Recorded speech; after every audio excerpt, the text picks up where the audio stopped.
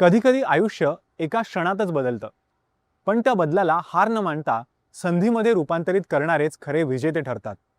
धाराशिव जिल्ह्यातील गणेगावच्या वैशाली जाधव यांनी वैयक्तिक दुःखावर मात करत टेलरिंग, पशुपालन, सेंद्रिय शेती आणि महिला बचत गटाच्या माध्यमातून स्वतःचा व्यवसाय उभारला.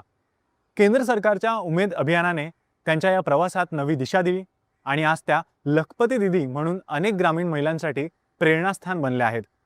जिद्द, स्वावलंबन आणि महिला सक्षमीकरणाची ही प्रेरणादायी यशोगाथा वास्तविकता यशाचीमध्ये.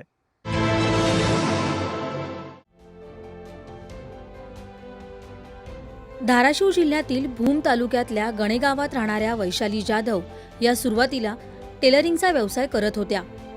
पतीच्या निधनानंतर मात्र कुटुंबाची आर्थिक घडी विस्कळीत झाली. त्यांनी हार न मानता टेलरिंगला जोडधंदा म्हणून सेंद्रिय शेती आणि पशुपालन करण्याचा निर्णय घेतला.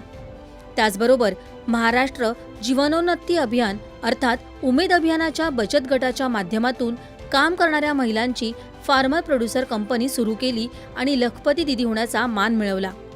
वैशाली जाधव यांनी स्वतःच्या शेतात पशुपालन सुरू केलं. दुधाच्या व्यवसायातून मिळालेल्या उत्पन्नाच्या आधारावर त्यांनी सेंद्रिय शेतीचा विस्तार केला. दशपर्णी अर्क याशिवाय खत निर्मिती करण्यास त्यांनी सुरुवात केली. त्यातून त्यांच्या शेतात सेंद्रिय शेतीची सुरुवात झाली. टेलरिंग, दुग्ध व्यवसाय आणि सेंद्रिय शेती या तिन्ही व्यवसायांच्या बळावर त्यांच्या आर्थिक उत्पन्नात वाढ झाली.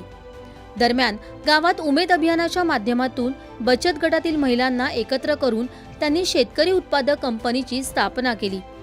शेवगा लावगड आणि उत्पादनातून त्यांनी महिलांसाठी रोजगाराच्या नव्या संधी निर्माण केल्या. 2020ला आम्ही ज्यावेळेस शेती करत होतो तेव्हा आम्हाला उत्पन्न थोडंसं कमी निघायचं.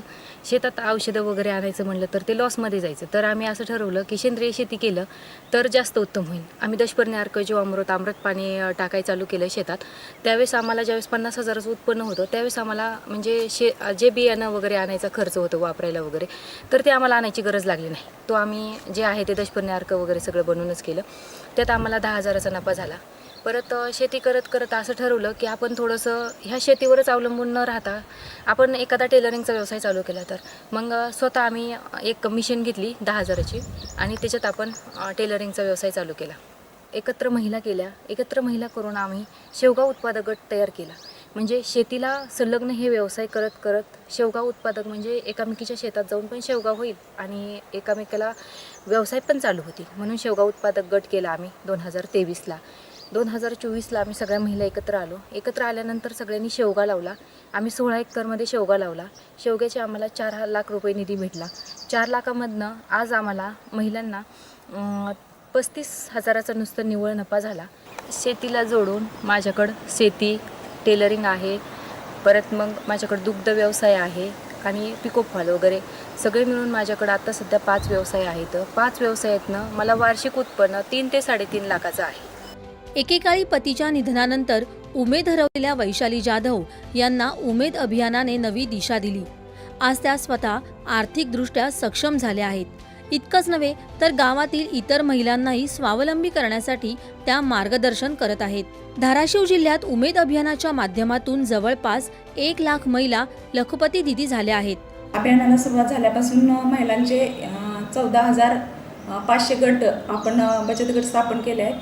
त्या बचत गटाच्या माध्यमातून महिलांचे सक्षमीकरण त्यांनी स्वतःच्या पायावर उभा राहण्यासाठीचा सर्व जो क्षमता बांधणी असेल, त्यांच्या उद्योग व्यवसायाला चालना देणे असेल, या सर्वांसाठी अभियानामार्फत खूप सारं काम केलं जातं.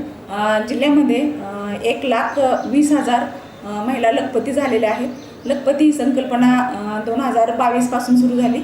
तर तिथपासून आतापर्यंत आमच्याकडे 1,20,000 महिला लखपती झालेल्या आहेत. मार्केटिंग उपलब्ध होण्यासाठीच त्यांची कार्यशाळा घेणं, त्यांना वेळोवेळी मार्गदर्शन करणं, या गोष्टी जिल्हास्तर, तालुका स्तर आणि प्रभाग संघ स्तरावर सुरू आहेत. बचत गटांच्या माध्यमातून विविध व्यवसाय उभे राहत असल्यानं महिलांची आर्थिक प्रगती होत आहे. स्वावलंबनाचा हा प्रवास ग्रामीण भागातील अनेक महिलांसाठी प्रेरणादायी ठरत आहे. दूरदर्शन बातम्यांसाठी देविदास पाठक, धाराशिव.